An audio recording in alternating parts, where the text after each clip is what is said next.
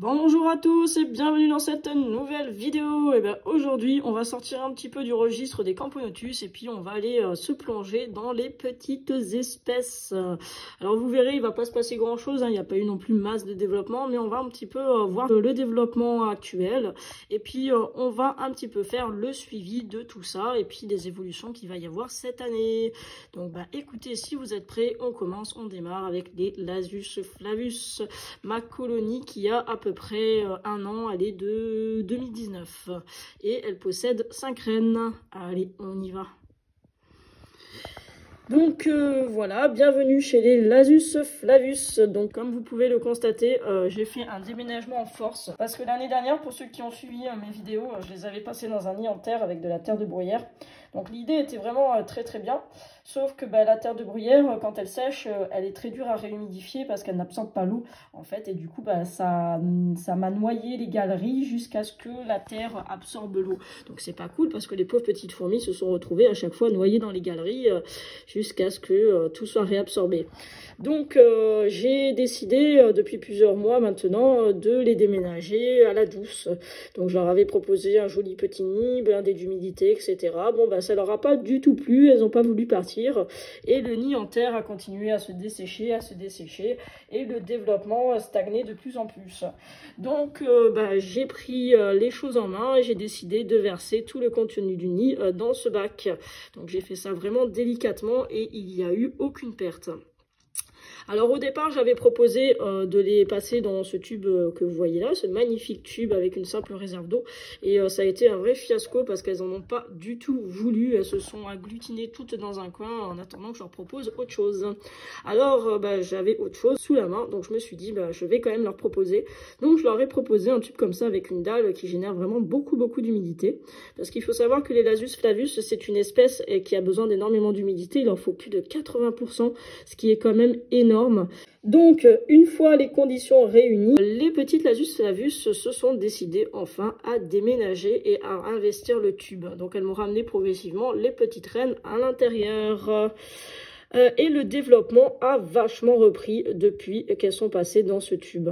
Donc ça me fait vraiment super plaisir. Contrairement à ce que l'on pourrait croire, la Lasius flavus n'est pas du tout une espèce polygyne. C'est une espèce qui fait de l'oligogyne.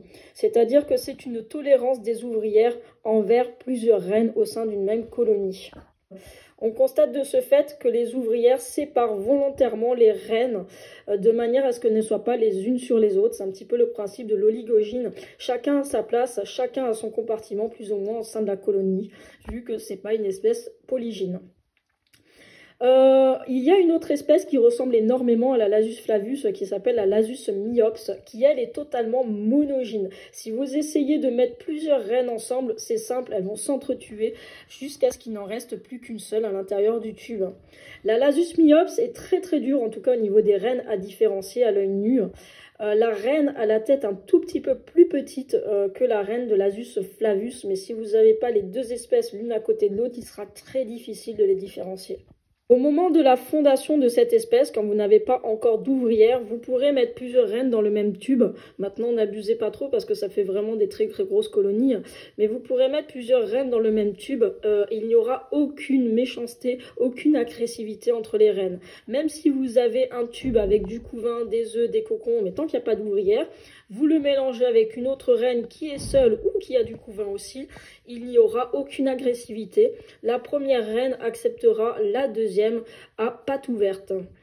Donc il n'y aura aucun souci là-dessus. La première reine lui donnera tout simplement une partie de son couvain pour lui dire qu'elle est la bienvenue. Il n'y a vraiment aucune agressivité, c'est pas comme chez les espèces telles que la Myrmica où il y a toujours une rivalité entre les reines. Là franchement pas du tout et c'est vraiment super sympa. Concernant les installations qu'il y aura cette année, parce que bon, il faut bien garder en tête que 5 reines, ça va exploser assez violemment. Je vais rester en fait sur un système de tubes, donc ce sera un nid avec des tubes que je rajouterai au fur et à mesure et puis que j'étendrai au fur et à mesure. Par contre, ce sera pas des tubes comme ça de 18 mm, ce sera des tubes de 15 mm qui seront sûrement plus adaptés à leur petite taille. Et puis comme c'est des fourmis qui aiment bien aussi être serrées les unes contre les autres, ce sera sûrement mieux. Concernant la température de cette espèce, c'est une espèce qui n'aime vraiment pas la chaleur. Donc à 20 degrés, 24 degrés, les Lasus flavus se développent très très bien. Donc vous n'avez pas du tout besoin de les chauffer. Donc c'est une espèce vraiment qui est super intéressante, qui n'a pas besoin d'être chauffée, mais par contre voilà, qui a besoin d'énormément d'humidité. Il faut pas leur mettre des nids trop grands, sinon vous avez des risques d'acariens, parce que les Lasus flavus sont aussi considérés comme des fourmis assez sales, dans le sens où elles stockent leurs déchets dans les galeries vides. Donc attention à ça, parce que 80% d'humidité et des déchets dans les galeries, ça peut vite devenir problématique. Nous voici devant ma deuxième fondation de Lasus flavus. Alors là, évidemment, si la première faisait peur avec 5 reines, là nous sommes sur du 7 reines. Donc là, ça va envoyer encore plus. Donc c'est ma fille qui a fait cette fondation l'année dernière pendant un gros essaimage. Alors j'ai des projets aussi effectivement pour cette colonie, c'est que j'aimerais les tester en fait dans un nid building, mais les fameux nids building où il y a la mousse qui recouvre les 3/4 du nid, pour voir un petit peu si ce genre de nid pourrait être viable pour ce genre de colonie. Alors évidemment ce ne sera pas testé cette année, tout simplement parce que là elles vont me remplir 1,5 tube voire 2 tubes cette année, et puis ça va faire un petit peu de just pour les passer dans un nid comme ça, puisqu'il va être quand même un petit peu grand. Donc ce sera que pour l'année prochaine, mais dans tous les cas nous allons suivre l'aventure de ma première Lasus flavus qui elle va exploser. Allez, on continue avec les Lasus parasites. Donc ça, c'est la fameuse, ce que je pense être une Lasus mixtus, mais on le verra beaucoup plus tard, hein, on va pas encore rentrer dans les détails. Écoutez, la mauvaise nouvelle, c'est que j'avais un couvain de fou, j'avais des larves et tout, c'était génial, elle se développait super bien. Et du jour au lendemain, j'ai tout perdu. Donc comme son tube il était vraiment dégoûtant, j'ai pris l'initiative de les changer de tube, mais depuis le développement il stagne. Donc là j'ai à peu près une dizaine d'ouvrières, et je pense que je vais lui donner des cocons de ma grosse à cette reine, quelques cocons de manière à essayer de la booster un petit peu, et puis on va voir ce que ça donne. Bon, écoutez, pour l'instant elle se porte bien, mais bon, ça m'a un petit peu dégoûté parce que celle-là me plaisait vraiment beaucoup. Alors là, nous arrivons sur les Lasus ambratus. Donc on en a une ici et on en a une ici. Alors pour ceux qui ont suivi mes vidéos, l'année dernière, j'en avais ramassé 4 que j'avais fondées avec de la Lasus niger. Alors j'en avais 2 qui avaient pondu avant la diapause et qui avaient gardé leur couvain après la diapause, etc. Et j'ai perdu les 2 en même temps du jour au lendemain. Je ne sais pas ce qui s'est passé, elles sont mortes. J'ai été vraiment dégoûtée. Et celle-là, celle-ci et celle-ci, en fait, n'avaient pas du tout pondu. Par contre, elles se sont mis à pondre après la diapause. Et encore, manque de bol, j'ai tout le couvain qui est mort sur les 2. Donc vraiment dégoûtée. Donc là, il y a quelques jours, je suis tombée sur une grosse colonie de Lasus niger dans le jardin en jardinant. Et sans faire exprès, en fait, je suis tombée sur la salle des œufs. Il y avait des œufs, mais par quantité, c'était un truc énorme. Donc j'en ai piqué quelques-uns, et franchement, vu la quantité, elles n'en verront pas la différence. Parce qu'il y avait tellement d'œufs que j'ai à peine secoué le tube en dessous que j'ai tous les œufs là, et là, qui me sont tombés dedans. Donc pour vous dire à quel point il y avait une quantité invraisemblable d'œufs. Donc j'en ai piqué un tout petit peu. Et j'ai décidé du coup de donner à mes Lasus ambratus pour tenter de les booster. Parce que celle-là, elle avait 20 ouvrières au départ. Et pareil, du jour au lendemain, j'ai perdu toutes les ouvrières sauf 3. Voilà, c'est vraiment, il y a vraiment des choses bizarres avec ces Lasus. Et celle-là, elle a perdu quelques ouvrières, mais il lui en reste encore 10. Et je lui ai donné pareil du couvain pour tenter de bien les démarrer. Alors normalement, elles ont des ADC, mais comme là, je suis en train de faire les branchements, et elles sont obligées de patienter dans les tubes. Voici une autre Lasus parasite. Par contre, celle-là, écoutez, tout se passe bien parce que le couvain que vous voyez au fond du tube, je ne sais pas si on le voit bien, mais il y a quelque chose de blanc. Tout le couvain, c'est le sien. Donc, je suis super contente pour l'instant. Pour l'instant, ça tient bien comme il faut. Donc, on verra ce que ça va donner. Donc, ça ressemble beaucoup à de la Lasus ambratus, mais ça n'en est pas. Ça n'a pas du tout la même couleur, etc. etc. Donc, on verra ce que c'est. Nous voici devant les Tetramorium seminavés. Bon, le développement, il est un petit peu frileux quand même. Hein. C'est pas... Là, elles ont un petit peu de mal à se lancer. Je pense qu'une fois que ça sera démarré, ça va envoyer. Mais elles ont un petit peu de mal. Après, c'est vrai que je les ai pas beaucoup chauffées dernièrement, donc ça les a pas non plus aidées. Mais bon, je vais pareil finir les installations pour elles et puis ça ira beaucoup mieux, je pense.